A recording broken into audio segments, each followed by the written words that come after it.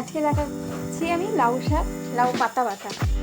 পাতাগুলো আমি ভাপিয়ে নিয়ে রেখেছি, আর রসুন আর কাঁচা লঙ্কা এই ইনগ্রেডিয়েন্টসগুলো লাগছে। এরপর কড়ার মধ্যে তেল দিয়ে আমি এর মধ্যে কালো জিরে ফোড়ন দিয়েছি।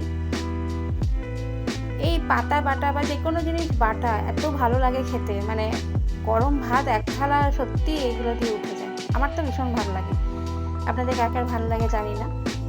আচ্ছা, আমি এখানে কালো জিরে ফোড়ন দিয়ে তারপরে এর মধ্যে লাউ পাতাটা ওই রসুন আর কাঁচা লঙ্কা দিয়ে বেটে রেখেছিলাম, একটু ভাপিয়ে নিয়ে সেটা দিয়ে দিলাম। দিয়ে এর মধ্যে আমি হলুদ গুঁড়ো, অল্প একটু হলুদ গুঁড়ো আর একটু নুন দেবো, দিয়ে এটা আর 2-4 দানা চিনি দেবো, খুব বেশি না। আসলে আমার সব কিছুতেই, সব রান্নাতেই চিনিটা লাগে। যারা পছন্দ করে না তারা দেবেন না, চিনি ছাড়াও খুব ভালো হয় খেতে।